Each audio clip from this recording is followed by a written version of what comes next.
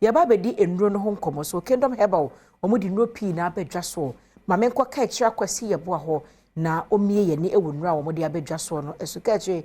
mache ye na mame enro no bi ne de enro a ye wo no ewo Kingdom Herbal Center no ebi eye Kingdom Garlic Bitters ene Kingdom Garlic Capsules eno etumi boa boost immune system no esanse se immune system no ahonden enimo a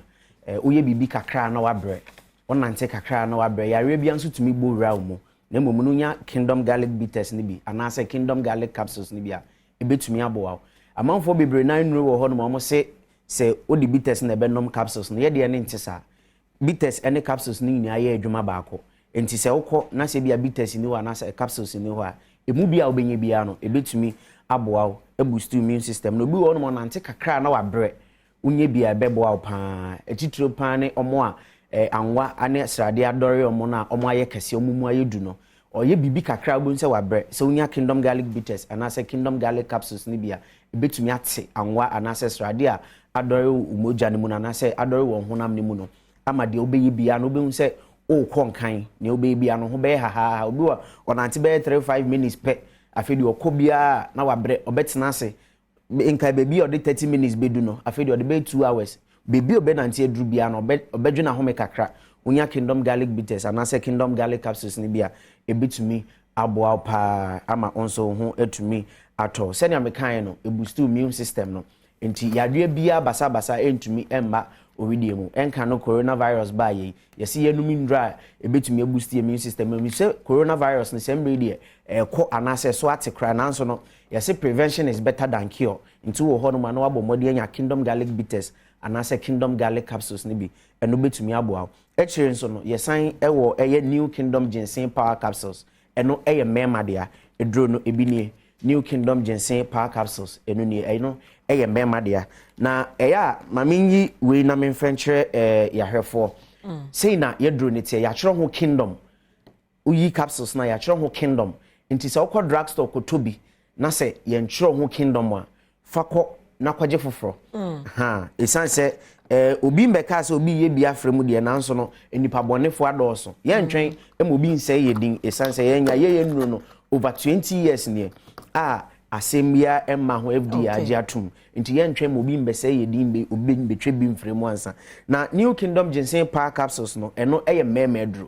bɛma bi wo no mo a okosi nani mu enche na waje mu nti ofili krase bia na yere fa na chi nso bia na ntisa awarejai bibre na egu no eye mmɛma na omommodebo enso ani no obi nso wo ho no ma ne mmodebo so ani na emum no otutuo na entumi nkuma aboa unya New Kingdom Ginseng Power Capsules ni bia ebetumi aboa pa edu wakaginem se ne ebe ya onso mmodebo betumi aso ani sanse bɛma de anya obotomu a na eye bibia meka ho asemi enti no esese otumi enye bi na eni nso tumi eboa pa sanso ene yewo Tremendous Capsules enso ewo honom enu no sei na tie Tremendous Capsules nso sei na tie se na mdi nkankan ye no uyi tablet na so capsules na so tumi se ya tro Kingdom egu ho Tremendous Capsules na emaade a ema bi wo honom a omo ase wo honom otumi se enka bi fi na se ba oba bi nso wo honom a otumi se na se keka no otumi dwi saa se yame adom na onsaka Kingdom for ye nrebi aye friend no Tremendous Capsules bi a saa ohaw ni nyina eto betwa ama onso ho etumi ato eba bi wo honom ne be ma hia be ma no kwa onsan emma bio na obedwen se be ma na nisuban ye nye be ma na nisuban ye na emom oba ahimfie honom no atecha na natietie mu no okofie so ohoro ne na ho no wa ohoro enko enunti enya de obesan aba ahimfie honom bio emi se me kasa no ya nti no memfa Kingdom ye namba no entudwa se ne be ya onso ohwe ye kira kwan a onso betumi ehu yen 0536 149 961 0536 149 961 ube tumi anya ye nro ni bebre ato se utu akoton a ye wo Kimberley Avenue Okanshi Drug Lane sanso na drugstore bia e wo Ghana hanum bia je se ni Ghana drugstore bia e wo Ghana ha bia okwa obenya Kingdom ye ka ho asem obi wo no mo a obi man so na edroi obi okro ba Ghana na oto obi ko yasa se obi pebisa mo won hyehye ya mbetumi aye asende ama no problem ni hokra eno ane se obefre ye namba no ana se obekọ Okanshi Drug Lane akwa akotu na wa frɛ number no onya frɛ hyehyɛ sɛ ye de kwa ama no ne de eno de na anu ya amanfo dodo na edibiko okay ye hwɛ tenten no so ye duro be ya tenten no na ye kingdom garlic bitters no bitters no ne ye nye bitters no sei na te kingdom garlic bitters eno ne tenten no ha eno na ete mojabroso so ye kan say anwa cholesterol ha e beti so say e boost immune system no eno so ne capsules ni okay ha tenten ni so ni e na capsules ni ha ni nyina ye adwuma baako e boa wo jisi enum bom ana wotimi no we no we se na mdi kan no we ye enum mmom ente sa manfo de ni bia omo say oto syrup na wato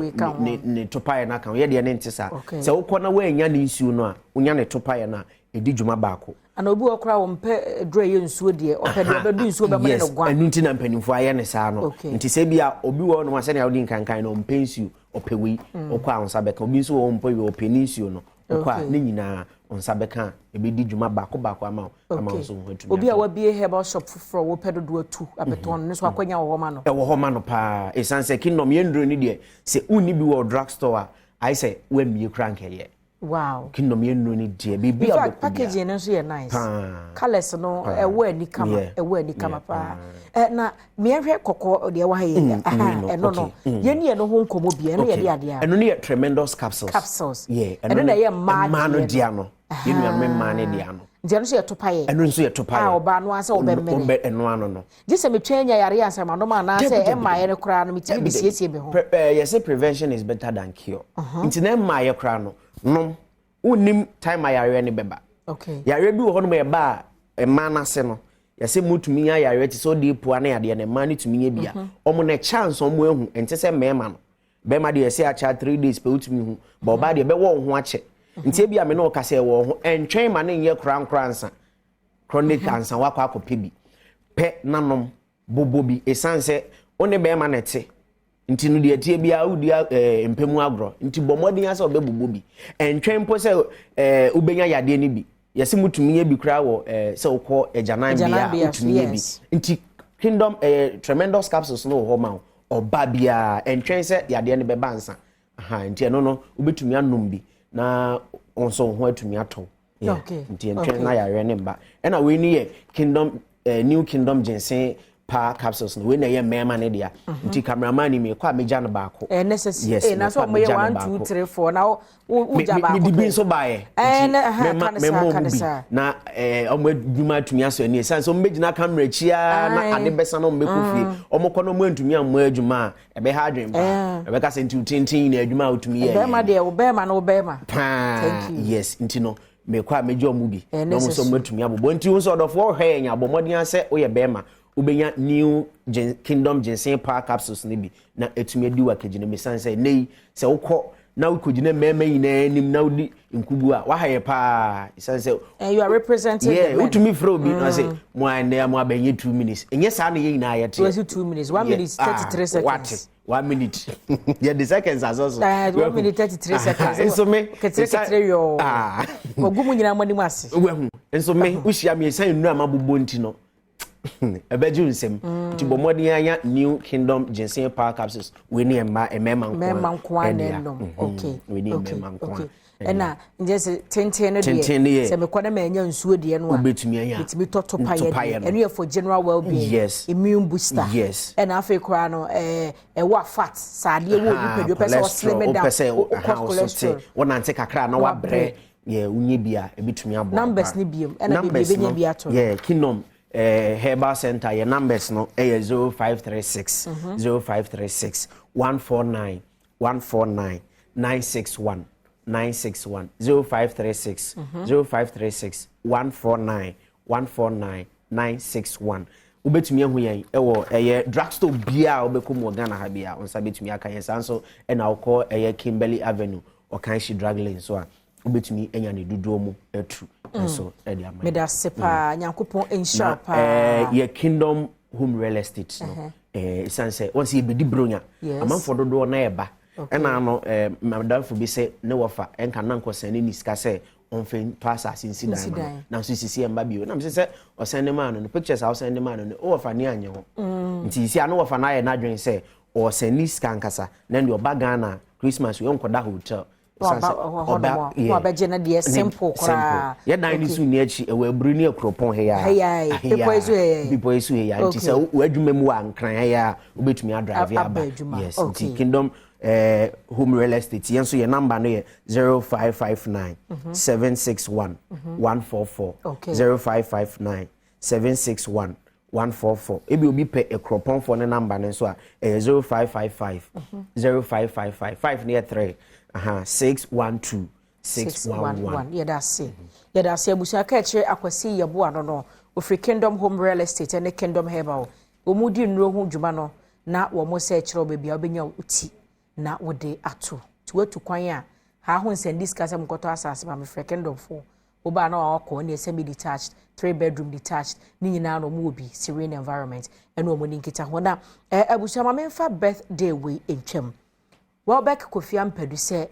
ne maame nimpon ene wanya mfinhyi aduonum 50 years mfonyi ne da ho no meka kyo so 50 a wunyi ni in fact edi kan ne picture ba akona no hye